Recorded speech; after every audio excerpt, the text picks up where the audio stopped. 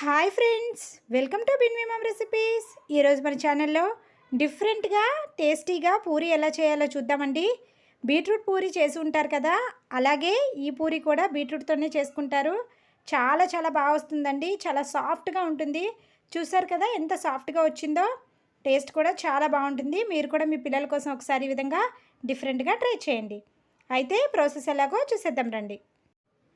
ముందుగా ఒక బౌల్లోకి 1 కప్పు మైదా పిండిని తీసుకోవాలి.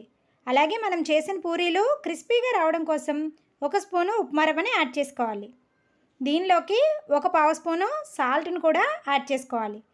పూరీలు మంచిగా పొంగుతూ రావడం కోసం చిటికెడు వంట సోడాను కూడా యాడ్ చేసుకోవాలి.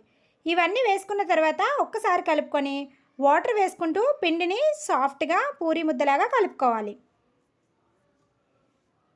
ఈ మైదా పిండి ప్లేస్లో గోధుమ పిండి అయినా యూజ్ చేయొచ్చండి. చూసారు కదా, ఈ విధంగా కొద్ది కొద్దిగా వాటర్ని యాడ్ చేసుకుంటూ సాఫ్ట్గా పూరీ ముద్దలాగా కలుపుకోవాలి. ఈ విధంగా కలుపుకున్న తర్వాత దీన్ని మూత పెట్టుకొని 10 నిమిషాలు పక్కన పెట్టుకోవాలి. ఇప్పుడు ఒక బీట్రూట్ని తీసుకొని సన్నగా గ్రేట్ చేసుకొని మిక్సీ జార్లోకి యాడ్ చేసుకోవాలి.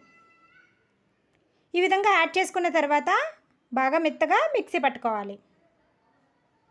చూసారు కదండి, ఈ విధంగా మెత్తగా మిక్సీ పట్టుకోవాలి. ఇప్పుడు ఒక బౌల్ పైన టీ స్ట్రైనర్ని పెట్టుకొని మనం మిక్సీ పట్టుకున్న బీట్రూట్ పేస్ట్ని యాడ్ చేసుకోవాలి. ఈ విధంగా బీట్రూట్ పేస్ట్ పెట్టుకొని బీట్రూట్ రసాన్ని స్క్వీజ్ చేసుకోవాలి. బీట్రూట్ మిక్సీ పట్టినప్పుడు వాటర్ ఏమి యాడ్ చేయకండి, డైరెక్ట్గా బీట్రూట్ని మిక్సీ పట్టండి. అలా అయితేనే మనకి మంచి కలర్లో బీట్రూట్ రసం ఈ విధంగా వస్తుంది. ఇప్పుడు మనం ముందుగా కలిపి పెట్టుకున్న పూరీ పిండిని మరొకసారి కలుపుకోవాలి. దీనిని చిన్న చిన్న ఉండల్లాగా కట్ చేసుకోవాలి.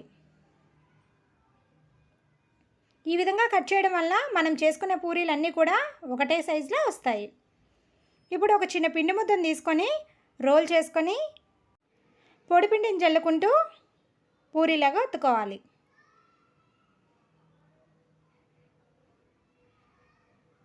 చూసారు కదండి, ఈ విధంగా పలుచగా పూరీలాగా ఒత్తుకోవాలి. ఇప్పుడు ఈ పూరీ పైన మనం ముందుగా రసం తీసి పెట్టుకున్న బీట్రూట్ రసాన్ని ఒక ఇయర్ బర్డ్తో వీడియోలో చూపిస్తున్నట్టుగా రౌండ్గా డిజైన్ లాగా వేసుకోవాలి. చూసారు కదండి, ఈ విధంగా రౌండ్గా వేసుకోవాలి. ఇలా వేసుకున్న తర్వాత కాసేపు పక్కన పెడితే ఇది డ్రై అయిపోతుంది. అదేవిధంగా మరొక సైడ్ కూడా రౌండ్గా డిజైన్ లాగా వేసుకోవాలి. చూసారు కదండి, ఇదే విధంగా అన్నీ రెడీ చేసుకొని పక్కన పెట్టేసుకోవాలి. ఇప్పుడు వీటిని డీప్ ఫ్రై చేయడం కోసం స్టవ్ పైన కడాయిని పెట్టుకొని ఆయిల్ వేసుకొని హీట్ చేసుకోవాలి. ఆయిల్ వేడైన తర్వాత చూసారు కదా, మనం 2 వైపులా డిజైన్ చేసుకున్న పూరీని ఆయిల్లోకి యాడ్ చేయాలి.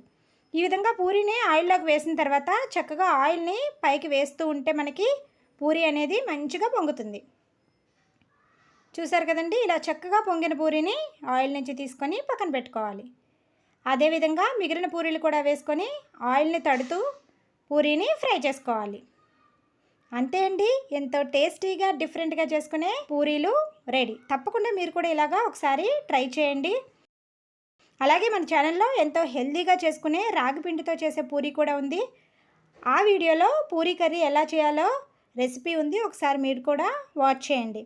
వీడియో నచ్చితే లైక్ చేయండి అండ్ మీ ఫ్రెండ్స్కి రిలేటివ్స్కి షేర్ చేయండి. ఇలాంటి మరెన్నో ఇంట్రెస్టింగ్ రెసిపీస్ కోసం ఛానల్ని సబ్స్క్రైబ్ చేసుకోండి. Thank you for watching.